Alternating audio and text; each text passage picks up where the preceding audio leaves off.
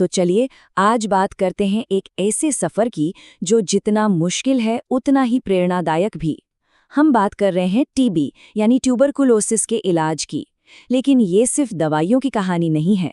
ये कहानी है कि कैसे सरकारी सिस्टम और हमारा अपना समाज दोनों मिलकर एक मरीज को वापस उसकी आम जिंदगी तक लाते हैं। तो बिना देर किए सीधे शुरू करते हैं। अब आपके मन में ये सवाल आ सकता है कि भाई, बीमारी का पता चलने से लेकर पूरी तरह से ठीक होने तक का ये जो सफ़र है, ये असल में दिखता कैसा है? मतलब ये सिर्फ डॉक्टर के पास जाने और दवा खाने जितना सीधा नहीं है। ये एक पूरा इकोसिस्टम है जिसमें कई चुनौतियां हैं और उससे भी ज़्यादा एक दूसरे का साथ है।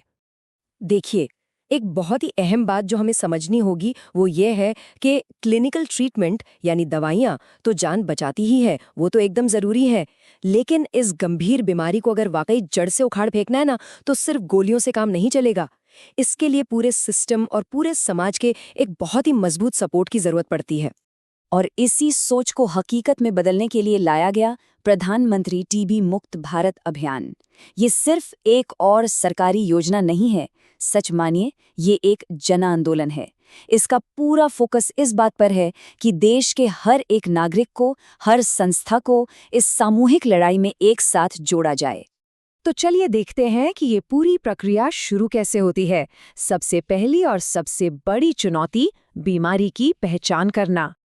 आज के समय में ये पहचान वाला रास्ता काफी आसान हो गया है। अगर किसी को लक्षण दिखते हैं तो वो अपने स्मार्टफोन पर टीबी आरोग्य साथी ऐप से पूरी जानकारी ले सकता है।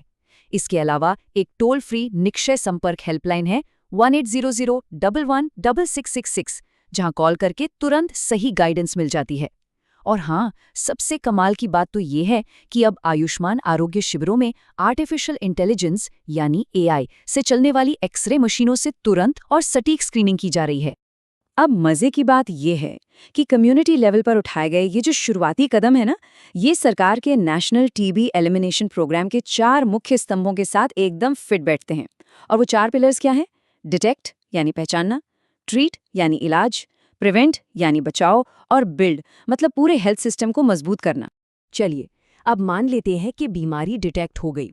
इसके बाद मरीज इस सफर के दूसरे और सबसे कड़े हिस्से में कदम रखता है, जो है इलाज की शुरुआत। अब टीबी का इलाज कोई हफ्ते 2 हफ्ते का तो होता नहीं है, ये कम से कम 6 महीने या उससे ज्यादा चलता है।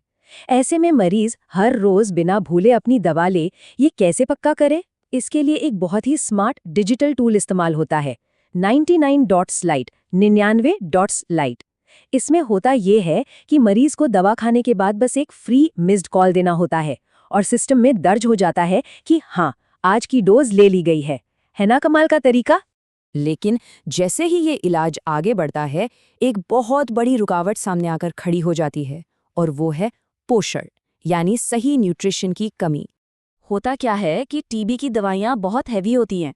इनके कड़े साइड इफ़ेक्ट्स झेलने के लिए मरीज को एक हाई प्रोटीन डाइट की सख्त ज़रूरत होती है। अब हर कोई तो ये अफोर्ड कर नहीं सकता। इसीलिए निक्षय पोषण योजना के तहत सरकार सीधा मरीज के बैंक खाते में हर महीने 1000 रुपये भेजती है, ताकि वो अपने लिए अच्छा और पौष्टिक खाना खरीद सके। लेकिन ज़मीनी हकीकत हमेशा इतनी सीधी नहीं होती। अगर हम अहमदाबाद की एक हालिया स्टडी को देखें तो 73% मरीज इस पैसे का इस्तेमाल बिल्कुल सही जगह यानी अपने पोषण के लिए ही करते हैं। लेकिन चिंता की बात यह है कि 53% मरीज ऐसे हैं जो गंभीर रूप से खाद्य असुरक्षा से जूझ रहे हैं। इसका मतलब समझ रहे हैं आप?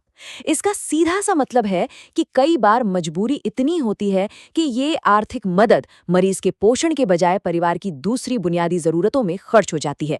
और बस यहीं पर मेडिकल साइंस की सीमाएं आ जाती हैं, और यहीं से कहानी में एंट्री होती है हमारे समाज की, कम्युनिटी सपोर्ट की। इस पूरी लड़ाई में एक बहुत ही शानदार कॉन्सेप्ट सामने आता है, जिसे कहते हैं निक्षय मित्र। आसान भाषा में कहूँ तो एक टीबी दोस्त।